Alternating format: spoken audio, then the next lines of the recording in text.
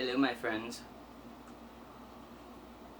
It's been a while since I seen ya, but I just been sitting here, autodidacting and all, and I thought of a pretty good way, to explain everything, a better way than I've been trying.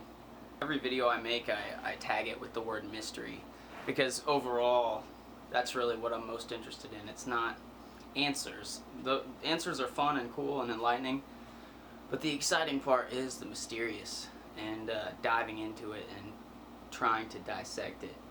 I have an idea to share with you what I feel are some great mysteries of life and science. It's God, aliens, life on Earth, consciousness, magic, and parallel dimensions. I only thought about it for a little while before I started making this video to think about what some of the greatest mysteries are, but these, to me, are some of the greatest mysteries, and it'll make sense why in a second. With all the things that we've learned in our time as human beings, we actually still have a handful of things that we don't know why they're that way. And I think it's strange because we operate our entire reality based on the fact that we know what's happening. But here in these cases we don't, and if we don't have the completed version of everything, then we're really just relying on stuff that we're familiar with more than we are actually aware that we know what we're talking about. It's just relative to human beings, the knowledge that we have. But because I'm the mushroom guy and everything's got to be about mushrooms, or at least the psychedelic experience, that's kind of why I want to make this and put all these mysteries together. It's the best way I think I've thought of so far to show you guys the way I connect these things in my head, and why I feel like it's more than a coincidence, and why it should be important to share this information. So, starting off, God is a mystery, right? Like, we as humans feel like there should be a God, but according to science and our senses, we don't seem to actually have a version of our imagined God in reality. There's no external version of this thing that we expect there to be, because it's something that we've made liken to ourselves. We're expecting to see us out there, and it's not happening. Well, the thing that I think is that God does exist to me in nature, and of course a lot of people would agree, but I'm saying that the way that you think of God, the way that you biblically think of God, can exist in reality, and it just has existed for so long in a form that we've been so comfortable with that we've overlooked it. So this version of this sentient thing that can talk to you and wants to give you advice, I feel like that is the experience that people are having on psychedelics.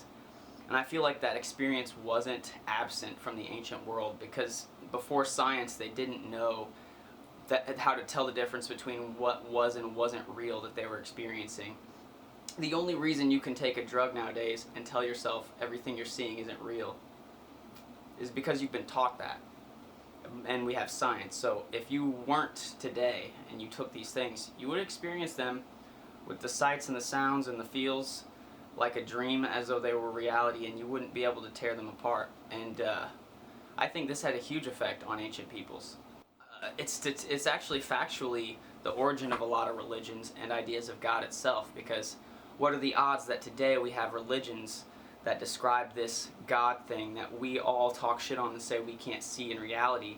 But how many of you guys have regularly eaten mushrooms? And it seems like a bad connection, like mushrooms are something so tiny and small compared to this thing that should be big and mysterious, which is God. But it's not small. It's not a small thing. It's actually a consideration of where you're looking. One of the things that we're taught about God is that we need God to survive, in church anyway. They say you live under the grace of God. What does that mean, right? Like, what else do you need to survive? If you live by the grace of God, you also live by what else? If you were to be cut off from it, you would die. Well, that's water. If you don't have water, you'll die.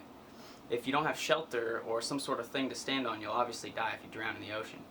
If you don't have the sun's fire, you die. If you don't have the oxygen in the air, you die. So you're fairly elemental, and if you don't have one of those elements, then your entire life will be just destroyed. So my suggestion is that what if God, just like everything else that we need to survive, comes from the same place as those things we need to survive? And wouldn't that be obvious and make sense? I don't think that it's unbelievable that God is trying to communicate through nature, and of course that would be a creation of God. So it's the idea of take God from this invisible thing out there and actually consider that it could be that what our imagination of God could be rooted in something that we experienced as a species, as a whole, in the past, and that this experience that we're all refinding is actually the origin experience of what created religion. So it makes sense if you take all the motifs of religion and you shift them over to shamanism and tribal stuff with psychedelic experiences, then it all fits. It's just where the main thing that's missing is the holy flesh of the gods. The magic shit's gone, right? So moving on. Aliens. Why are they such a mystery, right? Well, aliens are only a mystery to me because I firmly believe that they exist, but we don't have any real good evidence of it right now. So that's kind of mysterious to me. I mean, statistically, I always felt like, statistically, if it's possible for human beings to get off the planet and colonize other places, then it would be statistically possible for other beings on other planets to do that.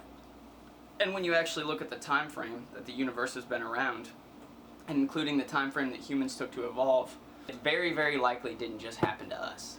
It tells me that we should have already been visited at some point in the past, that if it's possible for us, and there was all this time before we were here, then it should have been possible then, and that the only other option is that the universe is so big that we haven't been found yet. So it's like, if I had to pick between the two, I'd say the former.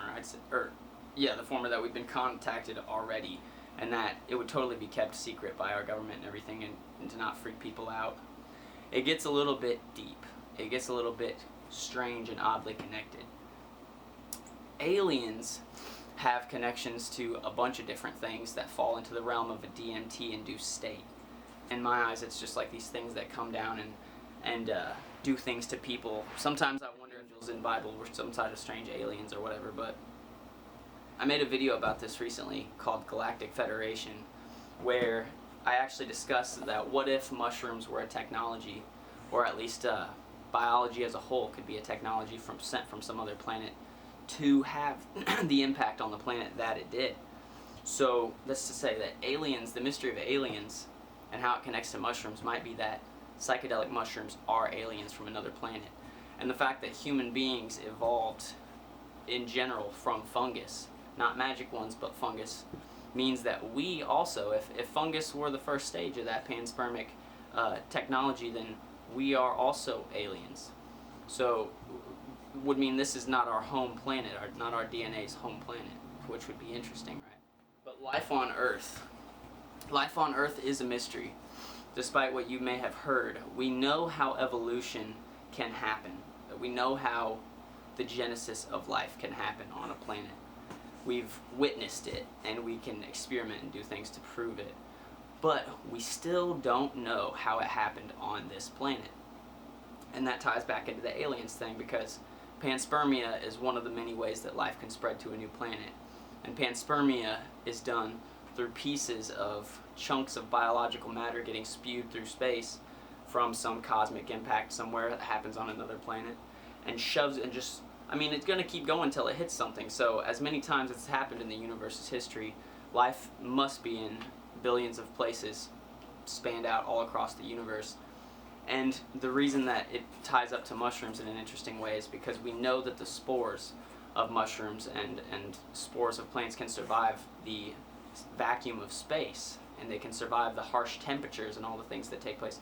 So the fact that mushrooms and fungus are the first multicellular life found on the planet, the oldest multicellular life, it could give some weight to the fact that we could have been panspermatized by another planet, that fungus could have hit here on an asteroid or something many billions of years ago, and we are now the process of that evolution. Consciousness. The reason it's a mystery is because we don't know where consciousness comes from. We know that humans are conscious, and what it means, I suppose, is that you can think about yourself thinking, you can recognize your image in a mirror, your own image. There's a lot that comes to consciousness. My biggest question is morality, because as we get more conscious, we become more moral, which means we desire less to hurt each other and steal from each other and things. And I guess that's arguable, but I mean from the animal world. I mean, animals are ruthless, and I still believe that some good things can happen. Some kindness and empathy exists in the animal kingdom. Still, we, as we evolved and became a higher and higher conscious entity, we also became obsessed with gods and explaining the universe around us. What is the catalyst? What is the catalyst for consciousness? Is there some level that you pass, an imaginary line when you're evolving, that if you get brain size to the right part, to the right size and proportion of your body, it brings into consciousness? Is it something that our brains are picking up on, like a receiver that's coming steady from another place, or is it generated inside of our minds? If you're an animal lover, you've gazed into the eyes of an animal and saw their consciousness in there. How can we say that we're the only conscious beings if you can talk to your dog and it listens to you? I mean, it's almost like they're just incapable of what we are. It's not that they're less conscious. It's like the same consciousness poured into a different mold can only act as that mold acts. And so I do believe that many things are conscious, all things with life. But where it comes from and where our consciousness comes from, I think could be explained by the use of magic mushrooms, and that goes all the way back into Terence McKenna's stoned ape theory and everything. You got to look that up.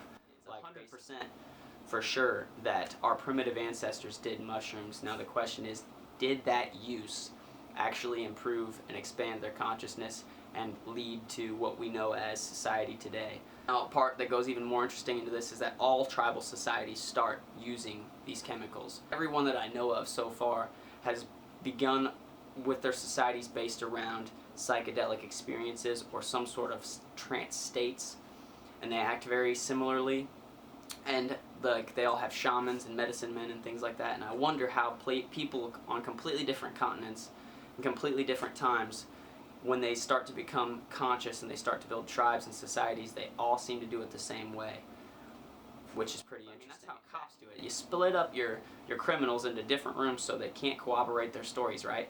These people are not fucking corroborating their stories. They're on different continents, and yet their stories corroborate. That should tell you something.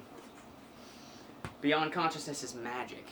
Magic. These kind of do flow well into each other, because magic, I feel, is just a word that represents an unknown form of science. Anything that's unknown to us you can call magic. And the reason I think it's connected to the psychedelic experience, and the reason I think it's a mystery, is because where is magic? Just like God, where is it? If it's so prominent in the old text, why don't we see it anymore? Well, I have the same explanation. We do. It's all around us, and we've become comfortable with it, so we look past it, just like the God idea. So where magic comes in is, magic, you think like witches, you think like wizards and wands and pointy hats, right? Well, I hate to burst your bubble, and I've done a video about this before, but a lot of the roots of witches and magic come from shamanism and occult magic and things like that. Witches and our idea of wizards and stuff, they're based off shaman. And shaman are the guys who do the magic. They're the medicine men. They use magic. They're the magic guys. That's where wizards come from. And what do shamans do? Psychedelics. And parallel dimensions. Parallel dimensions is also a big mystery. It's a mystery as to if they even exist. I mean, of course, we all want to believe that there's awesome, sweet places and dimensions and stuff around us, but we need proof, right?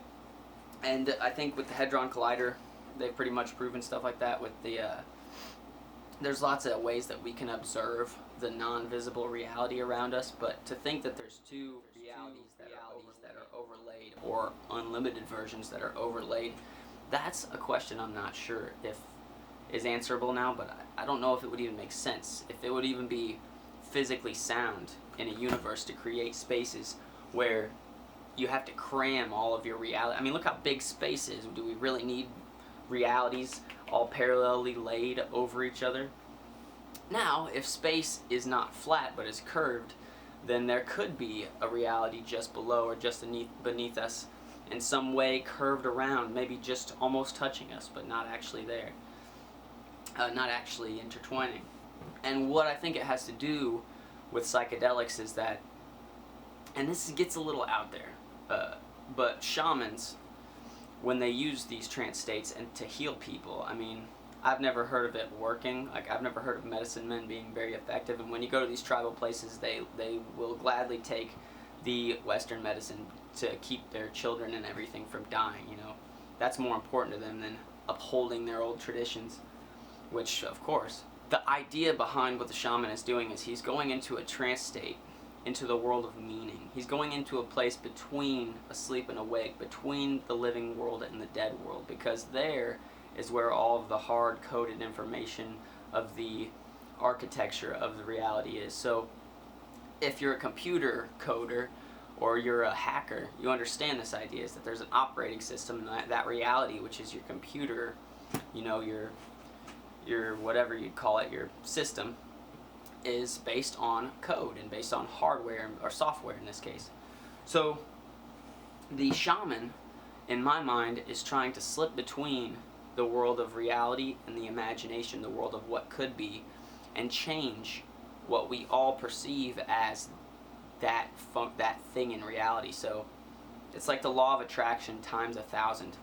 These are like reality hackers. That's what they're trying to do with this magic, is go into the coded area where the only difference between what is and what isn't is perception. And if you can change your perception, then you can change reality.